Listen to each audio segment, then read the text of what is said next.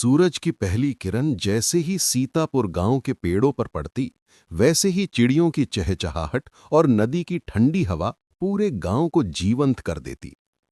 इसी सुंदर गांव के किनारे एक पुराना मिट्टी का घर था, जिसमें रहते थे गंगादास। सब उन्हें प्यार से गंगा दादा कहते थे। उनकी उम्र लगभग 60 के आसपास रही होगी। सिर के सारे बाल सफेद, चेहरे पर झुर्रियां, लेकिन मुस्कान ऐसी कि हर किसी के दिल को छू जाए। रोज सुबह वे नदी किनारे बैठकर बच्चों को कहानी सुनाते, मंदिर में झाड़ू लगाते और शाम को वहीं सीढ़ियों पर बैठकर भगवान का नाम जपते रहते। उनके पहनावे में सादगी थी, एक सफेद धोती, एक पुराना गमछा और दिल में अपार शांति। गांव के लोग कहते थे, गंगा दादा बहुत सीधे हैं, कभी कभी तो लगता है थोड़ा पागल हैं। कोई उन्हें चिढ़ाता, कोई मजाक उड़ाता, लेकिन दादा बस मुस्कुराकर कहते, अगर मेरी वजह से किसी को हंसी आती है तो समझो मैं भगवान का काम कर रहा हूं। गांव के लोग अक्सर हैरान रहते थे कि इस बूढ़े के पास हमेशा पैसे कहां से आते हैं। गंगा दादा के पास न खेत था, न कोई नौकरी। फिर भी वे हर सोमवार को मंदिर में 100 या 200 रुपए चढ़ाते, बच्चों को मिठाई बांटते और जरूरतमंदों की मदद करते। धीरे धीरे लोगों में शंका पैदा हुई कि जरूर कुछ गड़बड़ है। एक दिन गांव के व्यापारी रघुनाथ बोला, ये बूढ़ा सबको मूर्ख बना रहा है, लगता है चोरी छुपे कहीं से पैसा आता है, चलो इसे आज बेनकाब करते हैं। सब मान गए। रविवार को गांव की चौपाल पर सबको बुलाया गया। गंगा दादा भी आए, वही सफेद धोती, वही पुराना गमछा और चेहरे पर वही शांत मुस्कान। रघुनाथ बोला, दादा आज हम तुम्हारे लिए एक खेल लाए हैं। सब हंसने लगे। रघुनाथ ने 2 थैले निकाले। एक थैले में थे चमचमाते सिक्के और दूसरे में एक 500 रुपए का नोट। वो बोला, दादा जो चाहो उठा लो, जो उठाओगे वो तुम्हारा। लोग आपस में फुसफुसाने लगे, देखना अब बूढ़ा फिर कोई मूर्खता करेगा। गंगा दादा शांत रहे। उन्होंने बिना कुछ बोले दोनों थैलों की ओर देखा और फिर बिना एक पल गंवाए सिक्कों वाला थैला उठा लिया। भीड़ ठहाकों से गूंज उठी। कोई बोला, देखो मूर्ख बूढ़ा फिर सस्ता उठा लाया। कोई बोला, इसीलिए तो ये गरीब है। लेकिन गंगा दादा बस मुस्कुराए और बिना कुछ कहे वहां से चले गए। सभी लोग तो हंसकर अपने घर चले गए, पर भीड़ में एक नौजवान था, नाम था शंकर।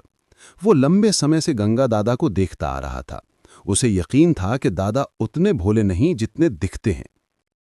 उसी शाम उसने तय किया कि आज वो इस रहस्य का पता लगाएगा।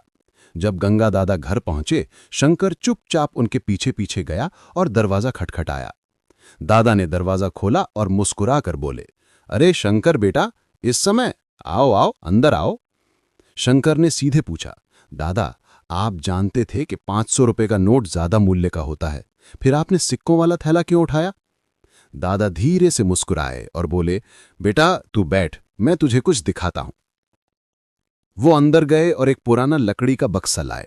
बक्सा खोलते ही शंकर की आंखें फटी की फटी रह गई। बक्से में सिक्कों के ढेर, कुछ नोट और कुछ पुराने खिलौने रखे थे। उसने हैरानी से पूछा, दादा ये सब?